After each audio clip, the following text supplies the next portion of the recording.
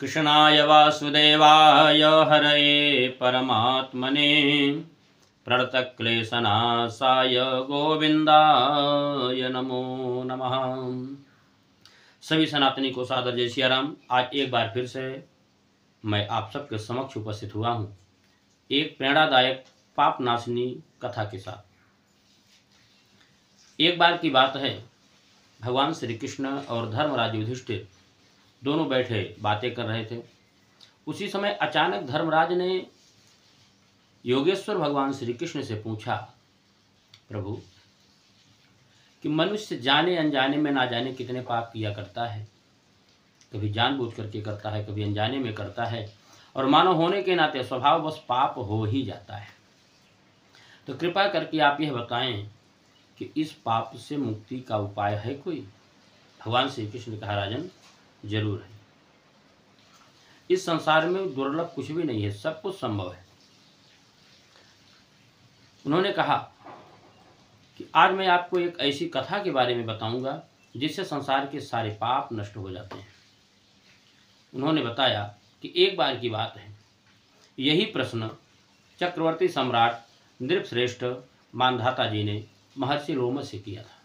तब महर्षि लोमस ने कहा, राजन एक बार की बात है, महर्षि च्यवन के पुत्र मेधावी ऋषि एक चैत्र रथ नामक वन में ब्रह्मचर्य व्रत को धारण करके तपस्या किया करते थे। और वह चैत्र रथ नामक वन गंधर्वों की कन्याओं का विहार स्थल हुआ करता है। वहां पर गंधर्वों की कन्याएं अपने किंकरों के साथ नृत्य और गीत के साथ विहार करती हैं। एक बार एक मंजुघोषा नाम की अप्सरा, उसके मन में क्या सूझी, वह महर्षि मेधावी को मोहित करने के लिए उनके आश्रम की तरफ गई, लेकिन डरवश उनके आश्रम तक ना जा सकी। आश्रम की सीमा से एक कोस दूर बैठ करके सुंदर वीणा का वादन करने लगी और सुंदर गीत गाने लगी।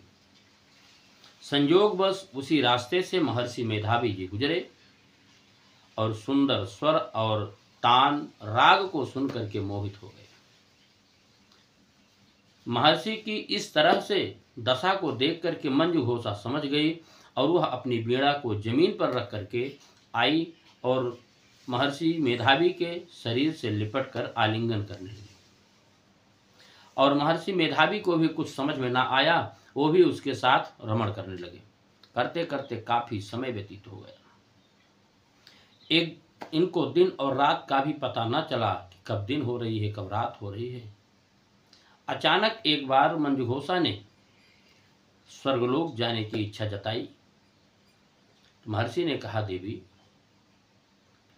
सुबह होने तक यानी प्रातः काल की संध्या होने तक आप मेरे पास ठहरो। तब मंजुघोषा ने कहा कि महर्षि आप कहाँ खोए हो? विप्रश्रेष्ठ, आप तनिक विचार तो करो कि हमारे साथ रहते हुए आपने ना जाने कितनी सुबह शाम की संध्याएं व्यतीत कर दी। इस बात को सुनकर के महर्षि मेधावी ने सोचा, अरे, ध्यान लगाया उन्होंने, तो देखा तो 57 वर्ष व्यतीत हो चुके थे। अचानक इनको क्रोध आया कि अरे, 57 वर्ष व्यतीत हो गए, तूने तो हमारी तपस्या ही नष्ट कर डाली। मैं तुझे श्राप देता हूं, तू पिशाचिनी हो जा। अब इस श्राप को पा करके मंजुघोषा ने मुनिश्रेष्ठ के चरणों में प्रणाम करके नतमस्तक हुई और कहती है कि प्रभु मुझे क्षमा कर दीजिए और मेरे इस अपराध का, इस श्राप का उद्धार कैसे होगा, कृपा करके वह उपाय भी मुझे बताइए। तब महर्षि मेधावी ने कहा कि एक काम करो, चैत्र माह के कृष्ण पक्ष की जो एकादशी आती है उसी का व्रत करो, उससे तुम्हारा पाप नष्ट हो जाएगा, क्योंकि उस एकादशी का नाम पाप मोचनी एकादशी है। और यह करके वह चली गई। अब उसने, मंजुघोषा ने चैत्र कृष्ण पक्ष एकादशी का व्रत किया और वह पाप से मुक्त होकर के देवलोक हो गई। इधर वापस महर्षि मेधावी अपने पिता च्यवन जी के पास आए और च्यवन मुनि ने जब अपने पुत्र मेधावी को आया हुआ देखा तो तुरंत पूछा, कहा, पुत्र तूने ये क्या किया? तूने तो अपनी सारी तपस्या ही नष्ट कर डाली। तब इन्होंने क्षमा मांगते हुए कहा, पिताजी, काम का वेग ऐसा था कि मैं कुछ समझ ही नहीं पाया और काम के वेग में आकर के मैंने अप्सरा के साथ रमण किया और मेरी तपस्या नष्ट हो गई। कृपा करके मुझे इस पाप से मुक्ति का कोई उपाय बताइए। तब महर्षि च्यवन ने भी यही उपाय मेधावी को भी बताया कि चैत्र कृष्ण पक्ष एकादशी को व्रत करिए, भगवान नारायण का पूजन करिए, इसी से तुम्हारे पापों का उद्धार होगा। इतना सुनकर महर्षि मेधावी ने भी एकादशी व्रत का पालन किया।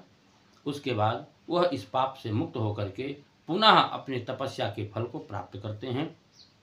तो जो भी मनुष्य इस संसार में रह करके जाने अनजाने में अनेक अनेक प्रकार के पाप कर्मों को करता है, तो अगर वह इस पाप मोचनी एकादशी का व्रत करता है और साथ में इस महात्म्य की कथा को श्रवण करता है, तो निश्चित रूप से उसके सारे पाप नष्ट हो जाते हैं और अंततः भगवान के परम पद को प्राप्त होता है। अगर यह कहानी आपको अच्छी लगे तो आगे भी शेयर करें, लोगों तक पहुंचाएं, जिससे लोग जागरूक हों और अपने इस पाप मोचनी एकादशी का व्रत करके सभी भगवत नारायण पद को प्राप्त हों। चैनल को सब्सक्राइब करें, आगे भी शेयर करें, कमेंट करें। जय श्री राम।